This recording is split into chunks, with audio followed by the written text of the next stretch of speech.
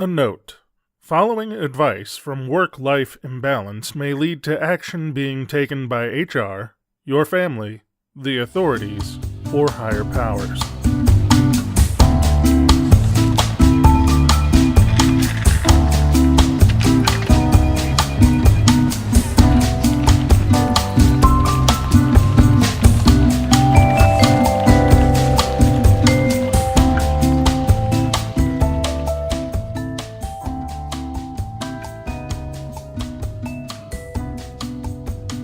Welcome to Work-Life Imbalance, an advice show focusing on workplace and lifestyle issues. Any resemblance to actual advice, living or dead, or actual wisdom is purely coincidental. I'm your marauding scrum master, Frank Eastman. And I'm your lovable office companion, Derek Lewis. Today we'll be talking about office get-togethers and the deep dive before getting to some audience questions and issues from the internet. But first, time for the daily stand-up. All right, so, Derek, for the daily stand-up, I was going to talk about board games. Do you play board games? I would say I am a dabbler in board games. I I was an avid video gamer pretty much exclusively for the majority of my life, and that left very little time to do practically anything else. So, I mean, I think you can imagine how that might have come to pass that I haven't played as many board games as you have. No, this is true. So the latest rage sort of in the way board games are produced are what are called legacy games. Okay. Have you heard anything about any of that? Or I would assume not, since you're not into the board game thing. Yeah, it doesn't ring a bell. Give me the skinny. All right, so the skinny on legacy board games are... They are games that are intended to be played multiple times, but they have a storyline or something like that, so that as you play the game, you are physically altering the game as you go through. Okay, that's pretty so cool. Like the one that we're playing right now is called Pandemic Legacy. Okay, and it's Pandemic Legacy Season 2. So Pandemic itself is a game about trying to cure diseases before they kill everybody on the planet. Right. Pandemic Legacy was like this whole story thing about trying to cure diseases before they kill the planet, as well as one particular disease. Okay. Season 2, not to spoil it for anybody, things didn't go well in Season 1 in the main storyline. You start off Season 2... Basically, it's like a post-apocalyptic wasteland where everything's gotten wiped out by disease. And this is a board game, mind you. Right. Is there any blurb in the second set where it basically like blames the original players for not doing a good enough job? There is, and all of us at the table, because we had played Season 1 and everybody at the table was like, fuck you, man, we did a great goddamn job. That's some bullshit.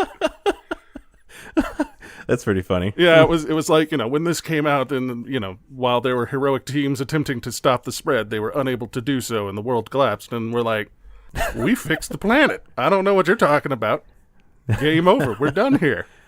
Well, apparently the Season 2 disagrees. Yeah, Season 2 definitely disagrees with us. But, so I'm having fun, I think. But it was one of those things where we pushed off from the table after we got done playing, and I was like, well, thanks for inviting us over, and I'm glad we did it. I can't say that I'm happy right now, and I'm not sure how I feel about that. Yeah, any game that remembers my past bad actions is probably a bad thing for me. But this game is so brutally, I wouldn't say difficult, but it's just... unforgiving. It is unforgiving, and the designers are mean people who should feel bad about themselves and the decisions they make.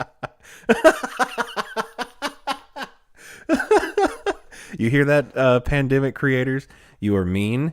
We are putting you on blast, and you should go make a nicer game. You're bad, and you should feel bad. No, at one point in the game... they open up this little thing, and like in the fiction, you come across like a cache of the cure or something, and I'm like, Wait, the band The Cure? No, yeah. You come across a bunch of CDs of The Cure, and I'm sorry. it's a post-apocalyptic wasteland. So you've got all these CDs of The Cure, but you have no CD players. Oh no! And all the emos will be so exactly sad. the only thing more emo than The Cure on CD is being sad because you can't play The Cure on CD because there are no CD players left on Earth. Exactly. Oh, my kingdom for a CD player. Oh man. Let's do the deep dive. Like you said in the intro, we're going to talk about office parties or office festivities. Being part of an office culture, a lot of us are required to do some sort of mandatory festivity. Right. And we're going to talk mostly about the ones that happen at work. We'll probably cover the after hours mandatory team building stuff on a different episode. Oh yeah, that gets a whole different topic. Yeah, so there's multiple types of office parties. Some of the most popular are like holiday parties and things like that. Then there are like potlucks, whether it's like still a holiday festivity, but more of like a homegrown holiday festivity. Right. And then you have sometimes you'll host guests and things like that, and they'll do something special for that. So yeah, which piece of the story do you want to start with, Frank? Well, at one of my old jobs, there was a yearly chili cook-off. Mm-hmm. And a lot of people got really into it. I always enjoyed the chili cook-off, not because I was in the chili cook-off. But you got to get the harvest the fruits of the labor from the chili cook-off. Exactly. I got to go around tasting all of the chilies, and I knew enough of the people like on a fairly regular basis who were in the chili cook-off that I could be like, "Oh, you're getting set up. I'll just, taste this and see how it is."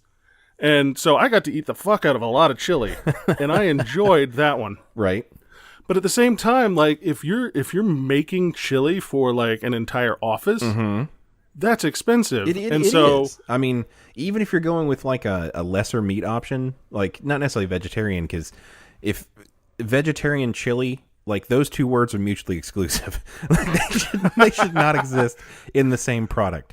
I don't want to like. We're gonna get phone calls from the vegans. I don't want now. to disparage our vegetarian listeners, but I'm just saying that this may not be the podcast for you if you don't like meat. But yeah, vegetarian chili is not necessarily normal. But even if you do vegetarian chili or like a lower meat option, like that's still pounds of stuff. Like you can't. Oh yeah. Like I mean that. What would you say? Like how much did each person bring? Like a couple gallons of chili minimum? Oh yeah, a minimum a couple of gallons of chili. And I know for a fact that people would spend like $60-$70 making chili.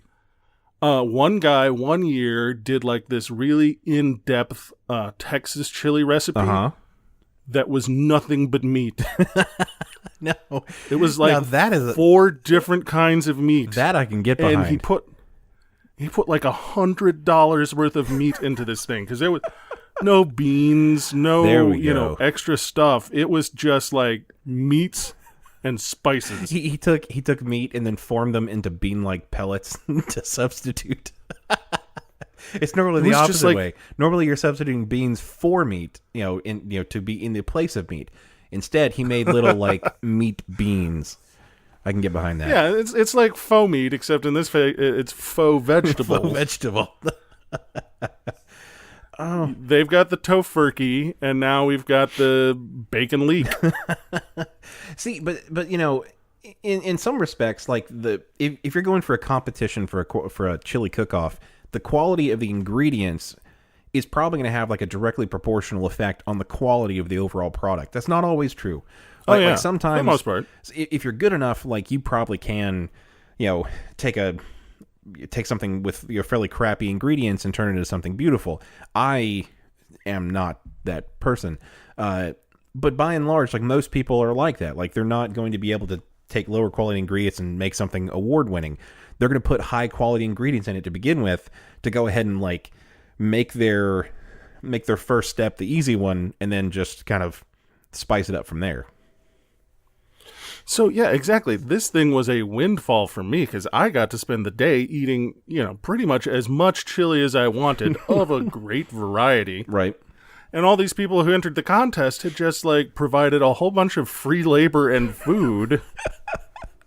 And I think it has to be noted that like eating as much chili as you want, that's probably... Oh, it's as much chili as I want. It's not as much chili as everybody around me wants. It's probably far more chili than anyone else wants. But no, I'm definitely down with that sentiment that like, I'm not going to stop eating till all the chili is gone. There's still chili. We're not done here. We're just started, motherfucker. Frank, no. Frank, I can't let it win. Frank, it's midnight.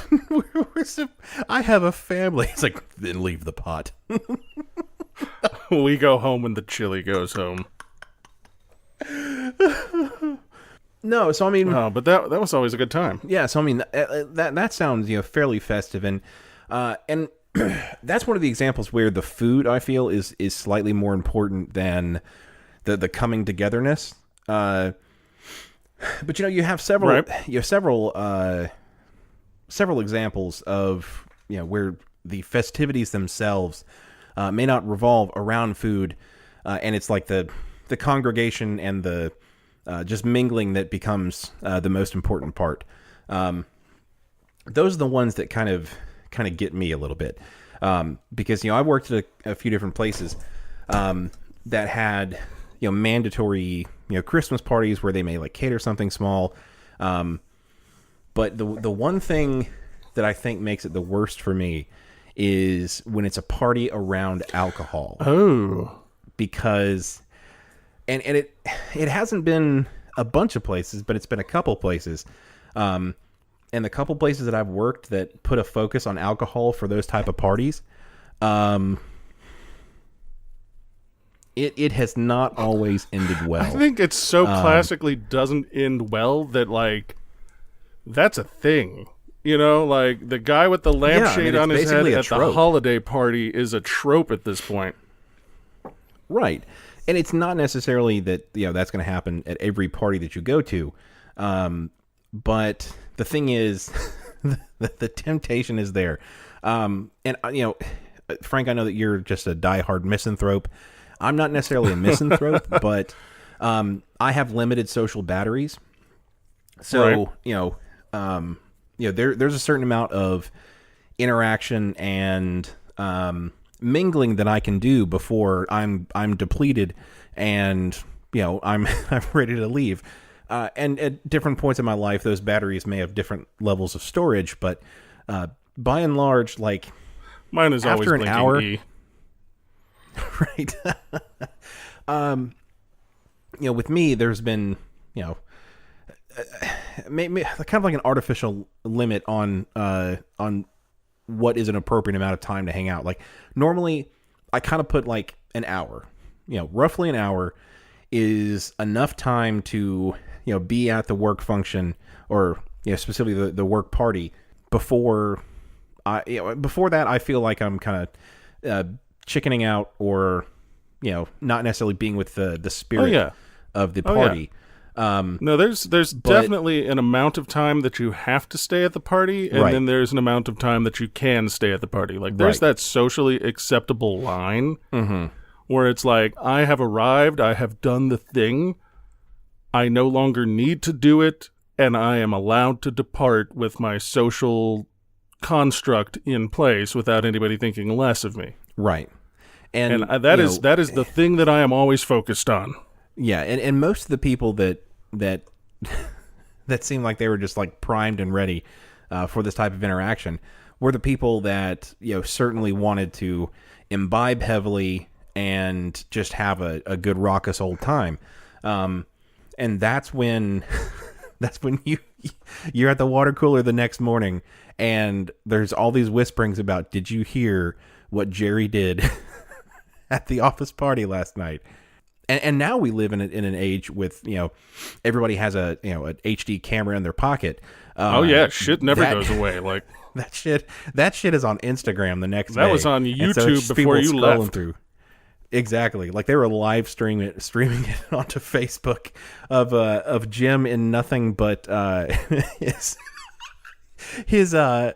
his button-up shirt fashioned into some sort of adult diaper, just going to town on the mini hot dogs. No, and I know you worked in advertising where it wasn't just all entirely antisocial people.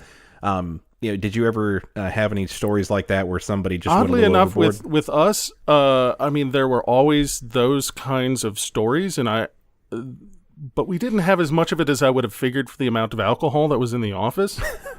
not as much as I would have liked. I would have liked more people ruining themselves and their careers and their lives for my amusement. Yeah, that sounds more like it. No, but yeah, it was surprising how little of that would go on. Just given again the prevalence of access, because like for real and legitimately at various places in the office, you could just open like a random drawer and find a handle of vodka. Like from where we had some party somewhere, there was a leftover, and someone was like, "I guess we'll just store this here." And yeah, there were just cabinets, and it was. If you were in recovery, it would be a nightmare because you're like, "Oh, I'm gonna go get a stapler." Shit. Why is there a fifth of Jack Daniels in here? Oh. Yeah, that seems disastrous. But not very sensitive to recovering alcoholics. Not very sensitive at all. I mean, we ended up we had one guy who got, well, let's say that his career was cut abruptly short one day when he was running through the hall, sticking his head into client meetings, screaming obscenities, just juiced to the 11s. Just walking in the conference room. Hey, dude, fuck yeah. Pretty much, like, just... Who wants to shotgun this vodka with me? And, and rightly so, he departed soon after that. Like, that was a thing that happened, and then the repercussion was that his time with us was at an end, suddenly and unceremoniously. Yeah. So, another part of the office parties that has been kind of a problem for me in the past is potlucks. These are fraught. Ugh. Yeah, because I know that like you kind of had the chili cook-off that was sort of like a chili specific potluck almost. But as far as potlucks go, what are your feelings on potlucks? Like, what type of food do you want to bring, and do you feel personally that you have to like showcase something for the potluck, or are you just like going to the Publix and picking up a pie? What are your thoughts on that? I'm a monster. I am the brought some paper towels guy. I am the brought several 2 liters of Coke and Diet Coke man. You will pick up the entire supplies list just so you don't have to bring food. No cooking from me. Like, and I cook sometimes, but I do not cook for public functions or anything like that. Because here's the thing. Right. I am perhaps a paranoid person, but I know for a fact that my pimento cheese sandwiches will be the thing that kills half the people in the office with salmonella. How? How are you going to fuck up pimento cheese so bad that you're going to kill your coworkers? I don't know, but I would find the way. Oh, you get the literal one batch of pimento cheese that has salmonella poisoning. Yeah, just like Frank Eastman came in and he brought, a pie, and looks like instead of sugar he used arsenic. See, no. There is no way that was a mistake. If that happened, I am 100% positive that you meant to kill people. See, exactly. That's what everyone would think. They would be like, he finally snapped. The monster did it at last. And the thing is, if I did, I wouldn't have gotten caught. This was obviously a mistake. Is It's like, no, when Frank Eastman wants to kill people, it will not be obvious. And that's this was far too blunt an instrument. That's not a good look. That's not a good look at the Bond hearing. Like, I plead not guilty, Your Honor, because if I'd have meant to kill him, you'd have never caught me. That may not be your strongest argument. No, it's legitimately a terrible argument. I just don't think anybody would believe me. It's like, Your Honor, I am much better at killing people than that. I would not be so just obvious as to put an entire pile of arsenic into the pimento cheese. That would affect the flavor anyway. Oh, nope. See, my problem is that, my cooking is like fairly domestic. Like, most of the recipes that I know are just, things we cook for dinner. Jessica has some really fantastic recipes for like desserts and some other like potluck style, like sausage balls and other things like that. So whenever we're talking about potlucks, like basically I'm kind of doing the math in my head. I'm like, okay, how much do I want to spend? And like, how much time do I want to commit Jessica to? Because I'm happy to help. But at some point it's like, I'm still committing her to do work towards it. Maybe I should just bolster my repertoire of stuff that I can cook, but like, unless they want like just some teriyaki stir fry with like shitty vegetables, like that's what I can do. That's the service I provide. See, I don't even know if I could I've got people in my life who can cook and much better than I can. Like I like you're a better cook than I am. I know for a fact. But like you, the things that I do cook are sort of workaday. People get fed, and right. we've eaten that, and that was a thing that we ate, and now none of us are going to die of malnutrition. Yeah, it's not an event. It's just something that, puts the calories on the board. Exactly. So I know people who, legitimately like cooking good, nice things that would be good to bring to parties, and yet I would not ask them to do so because, again, I know the moment that I give food to another person, somehow, you're an alchemist. You take the food to give to your office, and as you touch it, it's like just botulism. It's like, how did you turn it directly into botulinum? Like, Frank, you weren't supposed to leave the cake in the car at 106 degrees for 4 hours before you served it to everybody, and now everything in it is poison. Well, see, it looked a little underdone, so you just left it in a 120-degree car, hoping that it would cook a little more. It's not necessarily a rational fear. It's just... But it's a fear nonetheless. It's a fear that I have. It's one of those... I guess it's a paranoia at this point. Like, I don't know how. I don't know why. I'm just not going to bring... Sometimes, if you really force my hand and they're like, everyone has to bring food, I will bring something from a place. Like, swing by and get like a little... like pre-baked casserole or something like that, or a pie. Exactly. So I'll hit up the Costco and be like, muffins, bitches. Which, that there's nothing wrong with that, because most places like that, especially like Costco and Sam's, Jesus Christ, their food is good. Like, those muffins are real nice. Yeah, and if you pick up like one of their casseroles, like it's like a 7.5 pound pan of casserole that's actually really good. Like, I don't know how they can fit that much food into a casserole dish and it's still and in some sort of mass produced fashion and still have it taste like it was pretty good. But it's wizardry. I definitely want to bring it directly from the store to the place. I don't want to be responsible for it, is what I'm saying. Like, I don't want to get the casserole and be responsible for making the casserole hot. You need the Costco to cook it for you and then deliver it. Yes. That's what you need. I want it to go directly from their hands to a table so that if everyone is stricken with the runs, I can be like, don't look at me.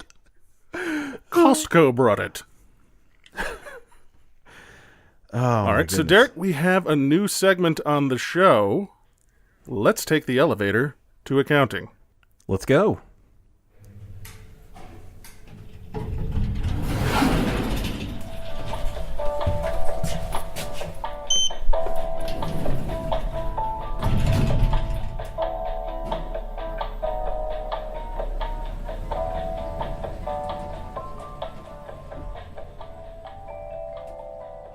This is the Secret Transmission Podcast. We are a podcast about the strange and unusual, the secret and the conspiracies, the fringe and the supernatural. We're a podcast that talks about weird things like number stations, the Bermuda Triangle, the Salem witch trials, time travel, the moon landing, the Zika virus, serial killers, cults, the deep web, UFOs, superstitions. We cover it all. You can find us on iTunes, Stitcher, YouTube, and Google Play.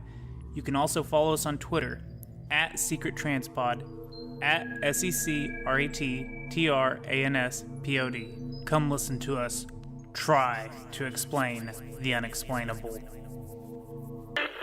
Ready to say good.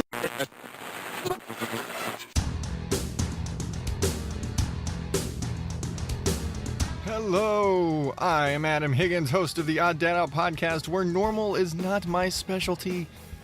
What does that mean? Well, that means that this show doesn't exactly stick to a thing very well.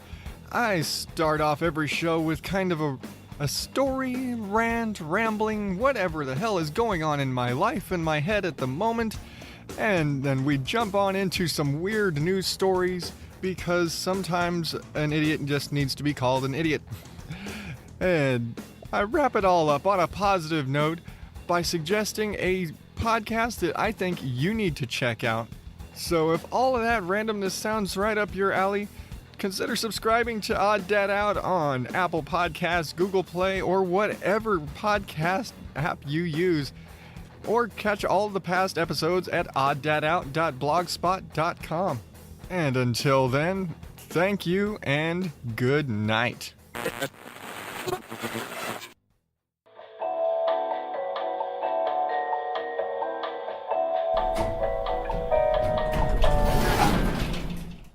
All right. Derek, would you like to get to an audience question? Yeah, let's do that. All right. I'm an RN. We have a supervisor at the hospital where I work that tends to scratch her personal business often. Oh, Not no. sure if it's a habit or a problem. Anyway, when we have get-togethers such as going away or birthday parties, it makes everyone try to do a mad dash to the buffet table before Crotch Rocket gets there. Does someone tell her to figure out her problem? Sent in by In Fear for My Job. Oh, no. I felt this one would be topical given the previous. Right. Oh, no.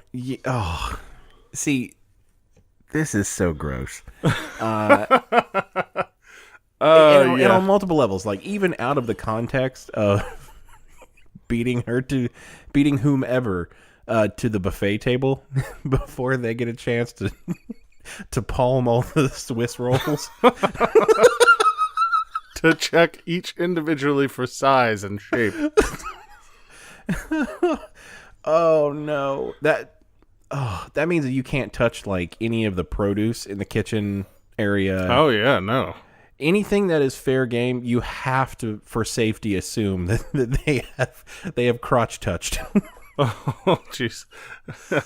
You got a can of Lysol everywhere you go. You're just like oh no, I wouldn't even trust Lysol to kill that. There's something Clorox don't kill, Frank. But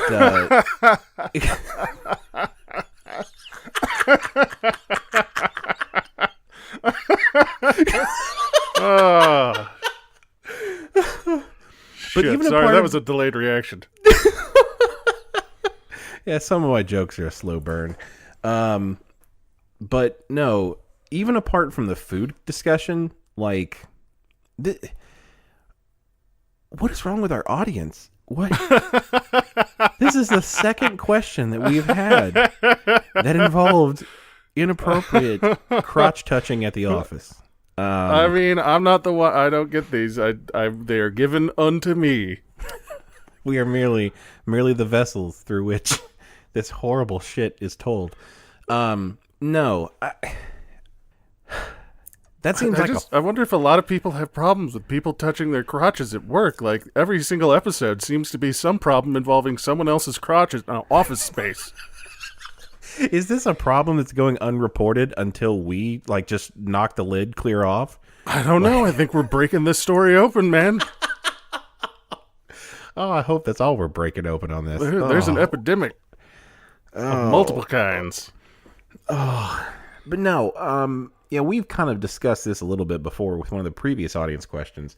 But you can't just scratch your downstairs mix-up whenever you want. Like, you have to do that in private. That's why they're called privates.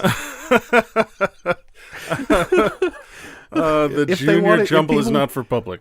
Yes, if people wanted to scratch them in the middle of the office, they would call them Publix. Wait, I just got the name of the supermarket. Oh, no. I don't know if I'm going to shop there anymore. You're not touching any of the produce. Certainly not. No, I would almost say that this could be like a health concern. Not like in the obvious sense, but like... Could be my ass. It is definitely a health concern. This is a nurse. No. Well, yes, of course. Oh, I didn't even think about that. But no, somebody needs to address that with them. Like, somebody needs to tell them, I noticed, and this may be a tough conversation to start. I noticed you've been scratching your crotch a lot lately. We do work in a hospital. There are multiple ointments and unctions that could possibly fix your problem. You've had the 7-year itch for 9-15 now. Need to get that looked at.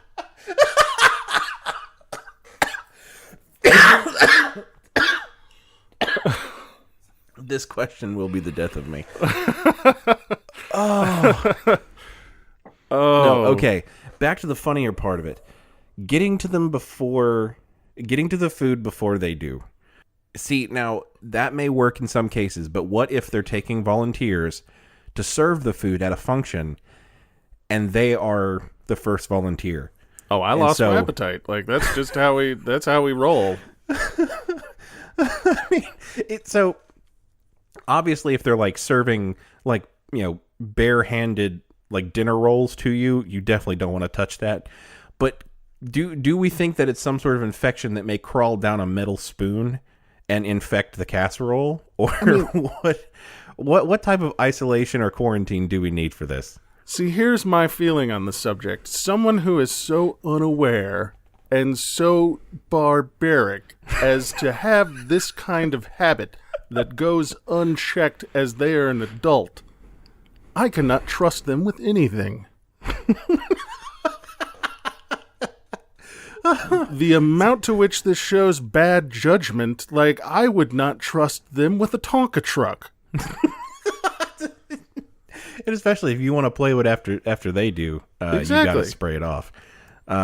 So I don't, if for all I know, given that this person is such a nasty, terrible, horrible creature, they might have just licked the spoon.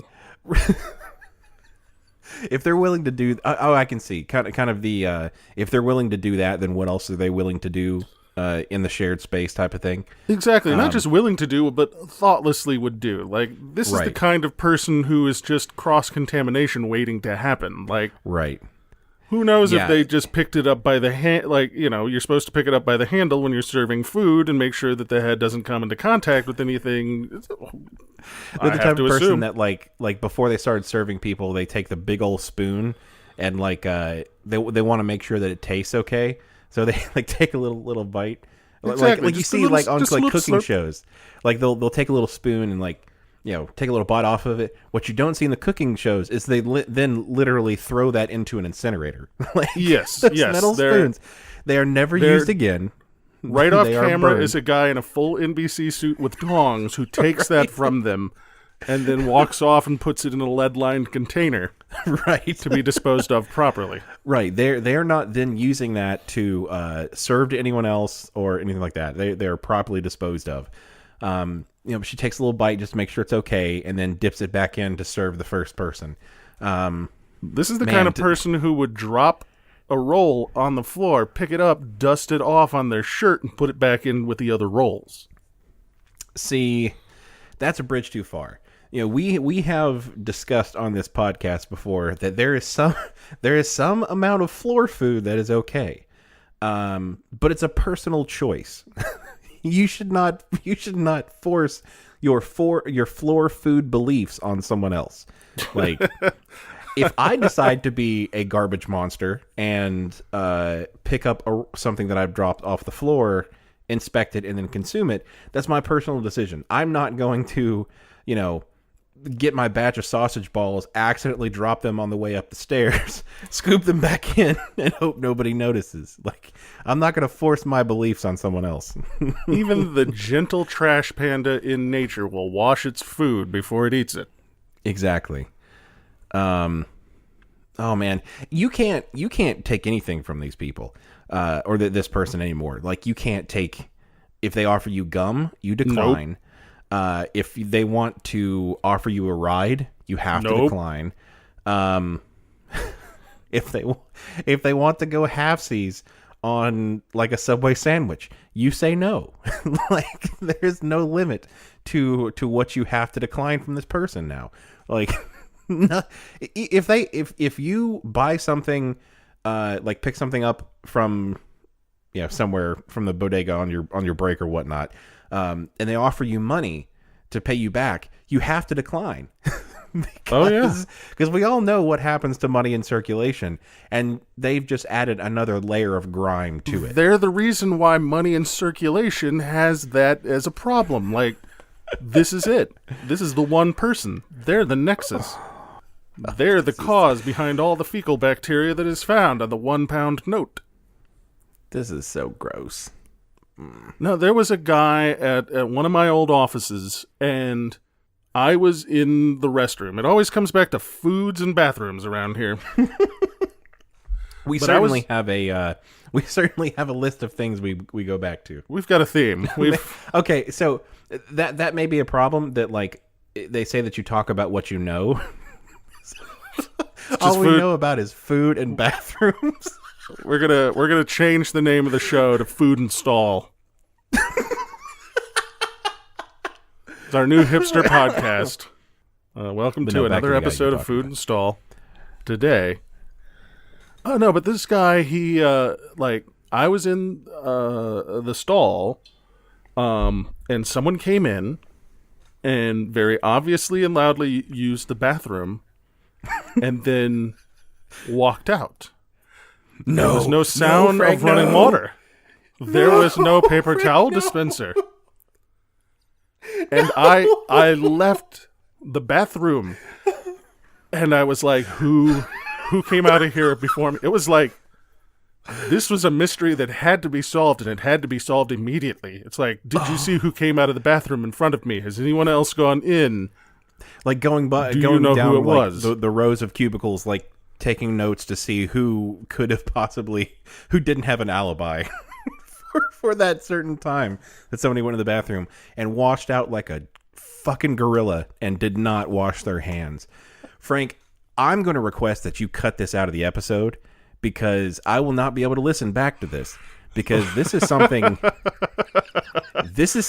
that maybe it's not to the nightmare level where like I will literally dream about this, but like whenever I'm in the restroom doing what you do in there, I'll hear somebody like flush, unlock the stall, and in the 1 or 2 seconds it takes them to walk to the stall, from the stall to the sink, it's like that I forget what that movie is, but it's a movie where like the guy is about to be hung, and like the instant from when he's dropped to when the rope is comes taut and his neck snaps, like he has that like elaborate adventure. That's my whole brain for like 2 seconds. Like, I go into the spiral of like, please, for the love of God, please tell me that he's going to go to the sink and he's going to wash his hands, because if he doesn't, I'm going to have to like CSI Miami this shit, and I'm going to have to figure out who the dirty boy is. Who this dirty boy is.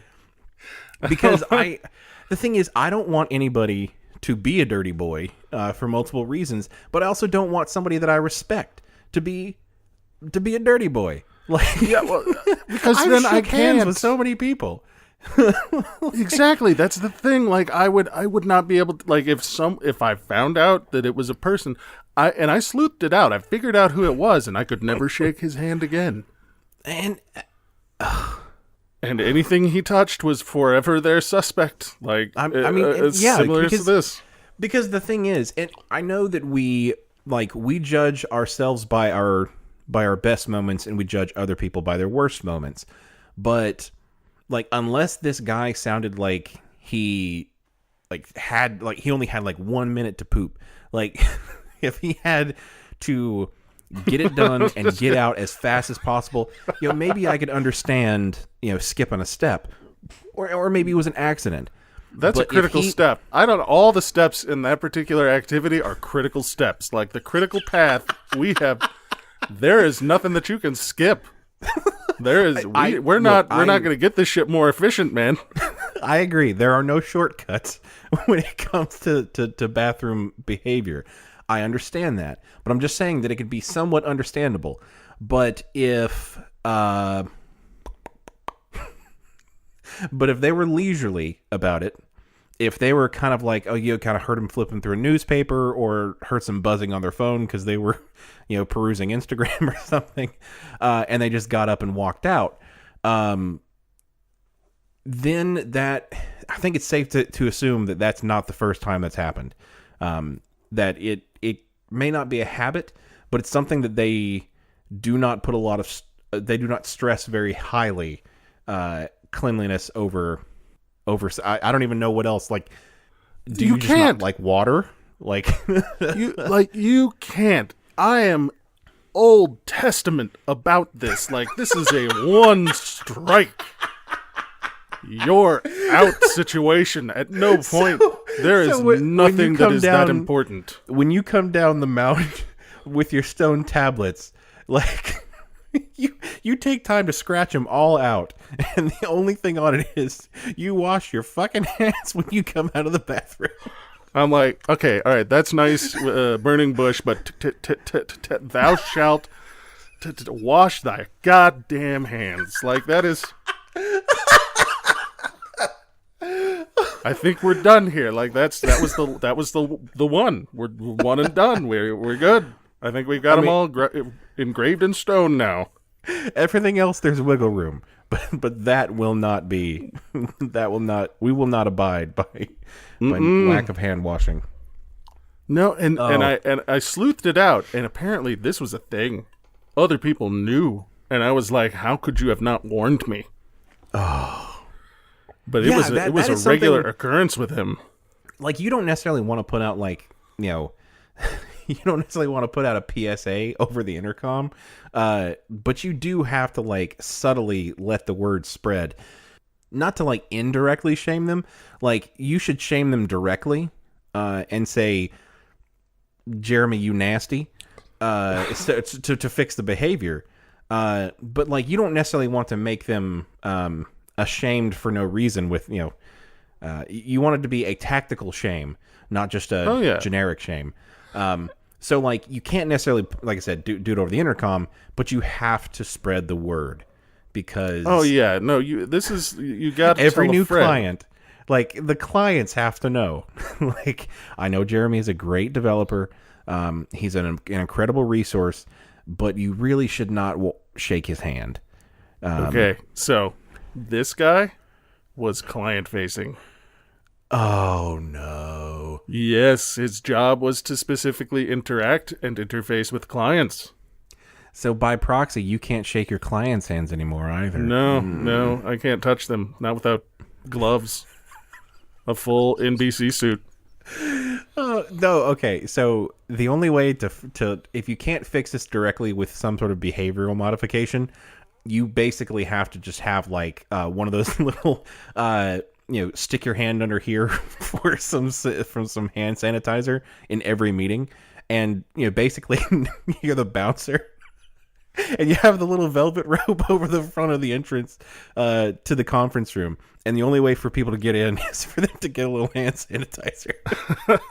At Frank's office, there is a full surgical scrub down, the double synced and everything before you can go in. Every single person has to do the full scrub down with the harsh soap, the one that chaps. The one that leaves no moisture in your hands. You will have crackly mummy hands, but by God, you will be free of poo. I think that is I think that is a very worthy exchange. Hand moisture and natural oils for lack of poo particles. because here's the thing. Like, sometimes I've heard people have conversations with people like this, and their defense is, well, I didn't get anything on my hands, so it should be fine. Oh, no. And I am like, No. I cannot strangle the life out of them because they're thrashing. They will put those hands all in my face. It's too risky. There's too much of a risk. There's nothing I could do here. Oh, I mean, is this like a basic misunderstanding of like biology and chemistry and the fact that like, look, I know that there's osmosis and semi-permeable membranes, but that 2-ply toilet paper ain't covering you for shit. Like you are not protected. You might as well just be like open hand cupping your butthole with that 2-ply toilet paper. That's the same damn You can't thing. just do one sheet. No. Like even I would posit that even with like 10 folds, like fold it over 10 times to where it's literally just like this solid rectangular shape of 2-ply in like 100 layers, that is still not enough protection for you not to have to wash your fucking hands. I have recreated the tree itself from whence this paper came and have used that to scrape. And yet, I am still gonna wash my nasty goddamn hands. Unless you have an attendant whose sole purpose is to wipe your ass so you don't have to, there is no way you're getting out of washing your hands. Even then, absolutely zero. I was physically in the bathroom. Right. Just the particles. Like, if there was some sort of scanner to show you particulate matter in the air, and just for character, have it color the poo particles brown.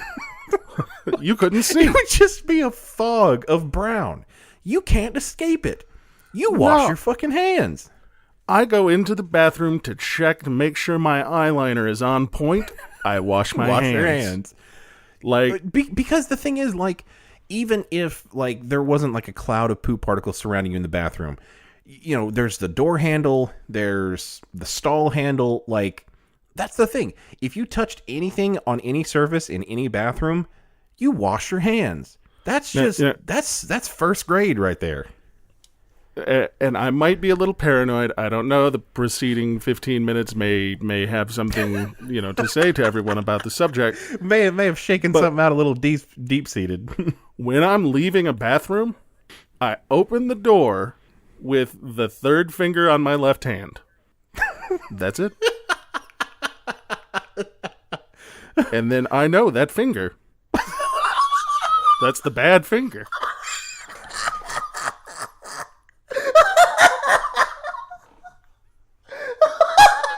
You don't put that finger in your eye. You don't pick up food with that finger. I'm sorry. Just the thought that you have a finger that is used for no practical purpose other than touching potentially shit-covered things.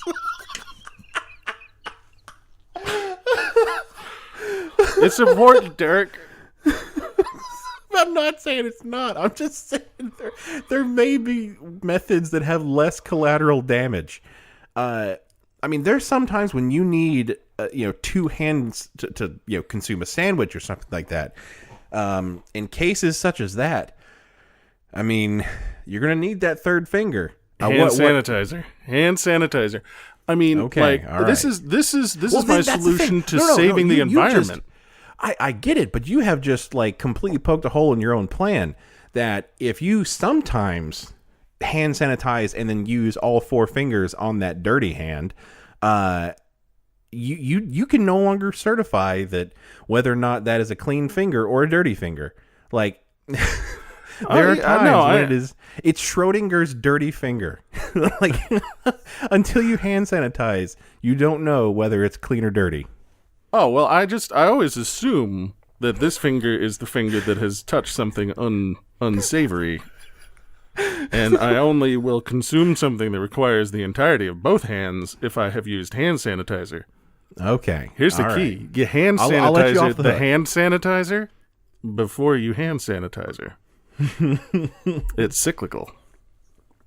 All right. Well, I'll let you off the hook for that. But I'm watching I'm watching out for your dirty finger now, Frank. I would not characterize myself for all of this like I must sound like the preceding 15 minutes may make everyone think that I am some sort of Howard Hughes level germaphobe. And I'm not. I'm really not. Like I am somewhat blasé about things that might involve me getting an illness or another, because I understand. I walk through a world that is just covered in nastiness. And like just floating in the air are millions of particles of terrible things. Produced from all manner of things, like both bodily and machinery and animal and what have you. Everything's doing gross shit all the time. Exactly. It's just like for most things, I've got some amount of plausible deniability within myself. Like, but with the bathroom door, I know for a fact that people are doing potty things in the bathroom area. Like the bathroom zone is for that, and so people are touching those kinds of things and then touching that door handle. So that's absolutely true. I cannot, suspend my disbelief long enough to believe that door handle is anything other than a vector for super plague. And I'm right there with you. Like that door handle is getting touched by the thickest material that I possibly can muster at the time. A lot of times I'll take and this is what kind of causes my problems with like Dyson Airblades and stuff, other than your sexual attraction for them, which makes it a little weird. But no, there's no paper product with which to open the door.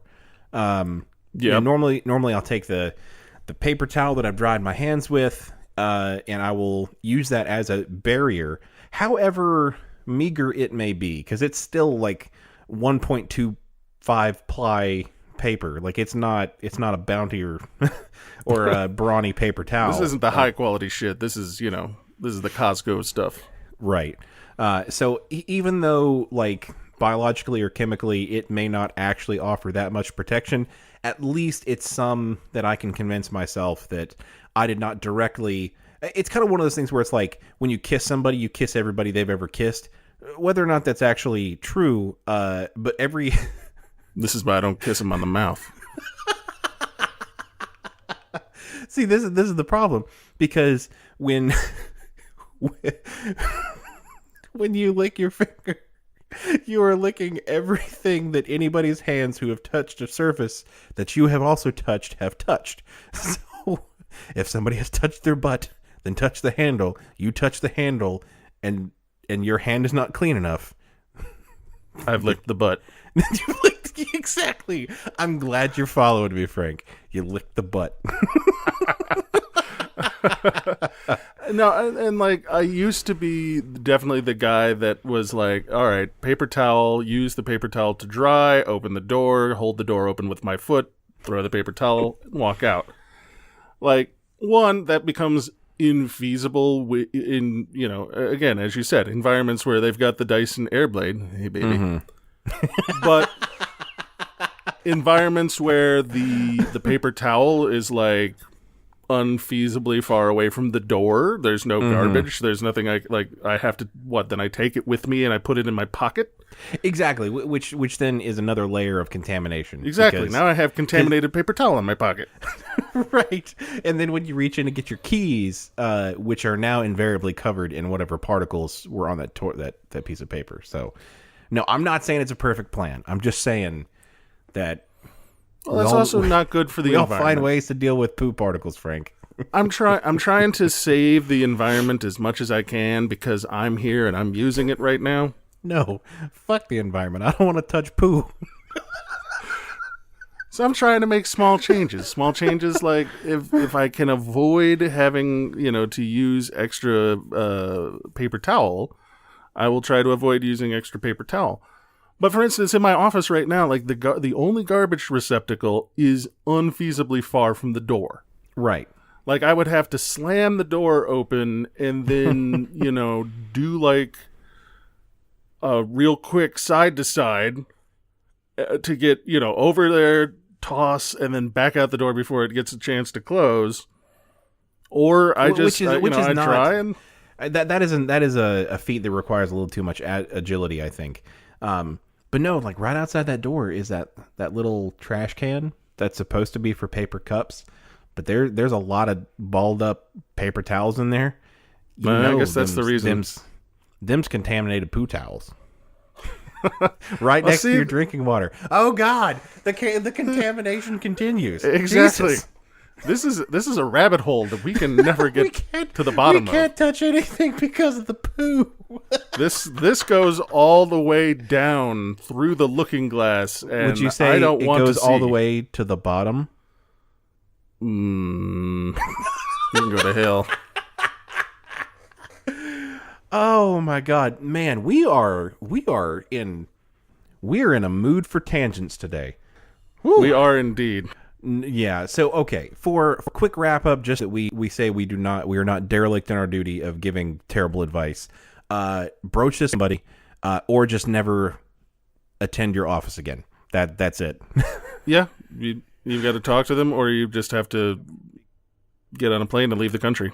All right. All right. There is no name on this question. Poo finger. No, I will not be a party to making poo finger acceptable. Clean finger. How about that? All right. Clean finger. User clean finger User asks. clean finger asks, why does my conservative boss not allow indoor plants in the office? We only have white walls and black chairs. He thinks plants have no beneficial value. Is he trying to terrorize us liberals who are pro-environment? See, when I read this question, my first thought went back to Dr. Strangelove. It's like, we can't have plants in here. This is the green room. But apparently, I was gonna say, are you working for the Trump administration? Is your boss the head of the EPA, Scott Pruitt? No, I will. Who I'm fairly certain is the smog monster From Fern Gully. I have had that exact same thought. He is literally the smog guy from Fern Gully. He also voiced by he is voiced by Tim Curry. Hexus. But no, yeah, your boss must hate the environment, I think. Not necessarily, to terrorize the people in the office, but yeah, he does not. Maybe plants killed his family. Oh, I didn't think about this. Maybe this is actually in some sort of parallel universe at the happening has already happened. Oh wait, I'm spoiling something. You saw that movie? Hold on. All right, Frank, I need you to edit this in post. Before we talk about this is a spoiler for the M. Night Shyamalan movie, The Happening. If you don't want to hear it, fast forward like a minute. Alternately, how about I say this? If you want to hear what happens in The Happening, fuck you. That is a perfectly valid response. That was a terrible goddamn movie, and absolutely nobody needs to watch it. It was the worst. And not just because of Marky Mark. Like, Mark Wahlberg, like, look like he smelled... Sometimes I'll take Walt. He smelled a fart the whole movie. That's what he looked like. He did. And he was confused. Because it was a movie about asparagus trying to kill everyone. Oh. It was just one gigantic film about asparagus pea smell. It was actually not really like spores driving people crazy. It was, they're just like so... Marky Mark's asparagus habit. Oh, that's so gross. But so this person may have come from an alternate timeline in which the happening was true. Right, where it actually happened. Which is a shame because that's just terrible. Not the plant thing, but just the fact that that they had to have Mark Wahlberg running around smelling things all day. Just with stinky face all day. It's like, huh? Ew. What? Plants. That was my that was my imitation of Marky Mark of Mark Wahlberg. That was the entire movie. Thank you. Yes. Thank you, Derek. You just did the entire movie. Oh, what? Oh, God. Plants. I thought it was pretty accurate. But as we know with the Hey Alexi thing, I'm not known for my impressions. See, I'm sitting over here and I'm thinking that I would probably rather have Hexus head up the EPA because then we would know and it would just be honesty. Right. It would be transparency in in government, which is really lacking. Exactly. And it would be Tim Curry who's just like, yes. Give me your smog. Exactly. That's my second impression for the day. So obviously this guy's boss is Hexus from Fern Gully. Mm-hmm. He hates all plants and also, what were they, fairies or some shit? It's been a long time. Yeah, I guess it was fairies. My knowledge of Fern Gully extends entirely to to things that are voiced by Tim Curry. That's it. I don't remember. And now I'm thinking back, and I'm like, they were in the middle of the Amazon rainforest, and it was a bunch of white-ass fairies, wasn't it? Yeah, it was all just a bunch of basic bitch fairies. Man, this was the 80s when just nobody actually gave any thought to this kind of shit. Right. No sensitivity whatsoever. It's bad enough Hexus is trying to get all of the plants cut down, but also the fairies are appropriating the native culture. There are multiple problems that need to be fixed here. Those fairies are from the valley, and we're not talking about any valley in Fern Gully. Oh. No, but I guess like on some practical level, I can see why you wouldn't want like a ton of plants just like chilling out, like because like plants got to be watered, and if they die and they like be all wilty and whatnot, it can kind of bring down the the ambiance of the office. Exactly. Like if you don't take care of the plants, they're no longer sprucing the place up; they're just making it look even worse. Right. It's like now not only do we have a drab office, but we have a drab office that kills plants. Right. It looks like the rose from Beauty and the Beast, where it just kind of slowly wilts and dies. That's another movie that just ended terribly for me. Like, at the end of that movie, he goes from being a badass monster man that can do anything, right, to a young Fabio clone. With no physical prowess, nothing but like vast riches and a strong ass chin. Like that's it. That's just it. You could crack walnuts on that chin. And we just got rid of that guy. Like, that guy just fell to his death. Right. Not to spoil yet another fucking movie in this one. But that guy just died, and now we have another one of these blowhard assholes. That one I do not feel bad about spoiling. If somehow you have dodged Beauty and the Beast for the last, 30 years? Something? Nobody falls to his death like Gaston. That was the little known fifth verse to that song. Yeah, that was an extra verse. Not nearly as popular. Oh, it's sung sadly by LeFou, his little friend. No one falls like Gaston. There's a lot of tears. It's real slow down. It's not really a number. Yeah, it turns into a dirge. Yeah, they do a reprisal.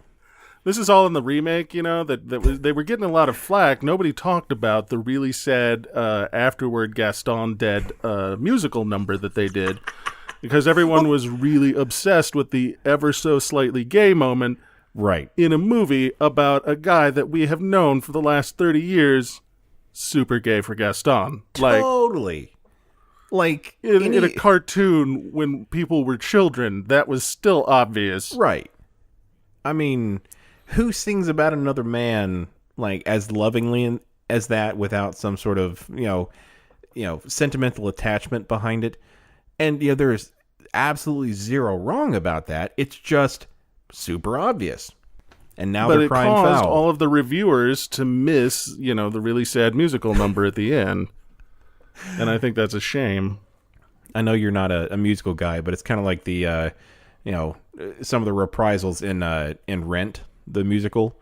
Because, basically they have like a happy song and they'll do like a reprisal after someone dies. Oh, God. So it's like a super sad version of it. That... And I'm guessing it's not just a Rent thing. It's just that's the one that came to mind. But like every play, every musical has it where it's like, ooh, happy song. Oh no, someone died. Let's sing it, but sad. we have tapped out your musical theater knowledge, huh? I know about musicals and stuff, sort of. It's just Rent and Cats. That's all. That's all he's got. No, actually, I don't know a lot about Cats. Jessica loved Cats when we were first when we first started dating, and luckily, I've avoided watching it in its entirety. We've been together over 14 years, and I still have not sat down and watched Cats all the way through. At this point, it may be a quest to never fully experience the entirety of Cats the musical. I don't lead a grand life, but I take joy where I can find it.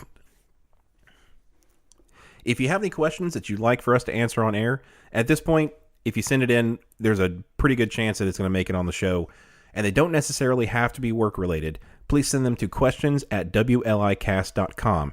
If you have any comments or feedback, send it to feedback@WLIcast.com. You can also visit us on Facebook at facebook.com/WLIcast or on Twitter at WLImbalance and use the hashtag WLIcast. This has been the Work-Life Imbalance Podcast. I'm Frank Eastman. I'm Derek Lewis. And with that, I think we're going to need to transfer you.